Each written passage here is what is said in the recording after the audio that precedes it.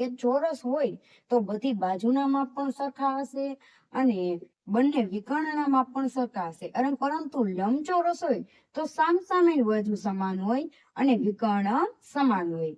હવે જુઓ તમે, વિષમ બાજુ હોય તો એકે બાજુના માપ સમાન આવશે નહીં, અને જો સમાંતર બાજુ ચતુષ્કોણ હશે તો તેમાં સામસામેની બાજુ સમાન હશે, પરંતુ આ વિકર્ણ છે તે સમાન હશે નહીં. હેલો સ્ટુડન્ટ્સ, આજે આપણે જોવાનું છે યા ભૂમિતિમાં છઠ્ઠો દાખલો. નીચે દર્શાવેલ બિંદુઓથી જો ચતુષ્કોણ રચાતો હોય તો તેનો પ્રકાર જણાવો અને તમારા જવાબ માટે કારણ આપો. હવે અહીંયા આપણને 4 બિંદુ આપેલા છે, એને આપણે A, B, C અને D કહી દઈએ. અને ચતુષ્કોણ એટલે કેટલી બાજુ હોય? 4 બાજુ, બરાબર. તો ચાલો આપણે શરૂઆત કરીએ. સૌ પ્રથમ ચારે બાજુ શોધીએ. તો AB નો સ્ક્વેર, સૌ પ્રથમ AB બાજુ, પછી BC, પછી CD, પછી DA, એવી રીતે શોધવાની. ચલો અંતરસૂત્રની મદદથી આપણે શોધવાની. તો અંતરસૂત્ર શું હતું? x1 - x2 નો સ્ક્વેર પ્લસ y1 - y2 નો સ્ક્વેર.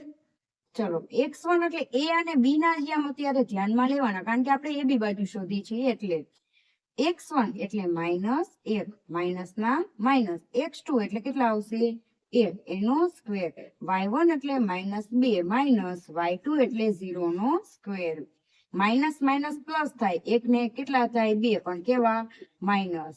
પ્લસ માઇનસ 2 ને 0 સાથે શું થાય? સરવાળો, એટલે 0 જ આવે. તો -2 નો સ્ક્વેર. -2 ગુણ્યા -2 કેટલા આવે? 4. અહીંયા પણ 4, તો 4 ને 4 8. AB નો સ્ક્વેર. તો AB વર્ગ આ બાજુ જાય તો શું લાગે? વર્ગમૂળ લાગે. તો AB બરાબર 8 નું વર્ગમૂળ. નો કાઢતા આવડે તો અવયવ પાડવાના. 4 દુ 8. હવે 4 નું વર્ગમૂળ નીકળી જાય, કેટલું? 2.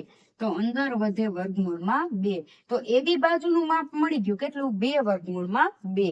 હવે આપણે B અને C નું માપ શોધીએ. તો BC નો સ્ક્વેર ડાયરેક્ટ મૂકતા આવડે તો આપણે મૂકી દેવાના. તો શું આવશે? x1 - x2 એટલે 1 માઇનસ -1 નો સ્ક્વેર પ્લસ અહીંયા 0 અને 2, 0 - 2 નો સ્ક્વેર. હવે જુઓ તમે, 1 માઇનસ માઇનસ પ્લસ 1 નો સ્ક્વેર પ્લસ અહીંયા 0 માંથી 2 જાય તો શું વધે? -2 નો સ્ક્વેર. 1 ને 1 2 એનો સ્ક્વેર પ્લસ -2 ગુણ્યા -2 કેટલા આવશે? 4 આવશે. 2 દુ 4 પ્લસ અહીંયા પણ 4, 4 ને 4 8.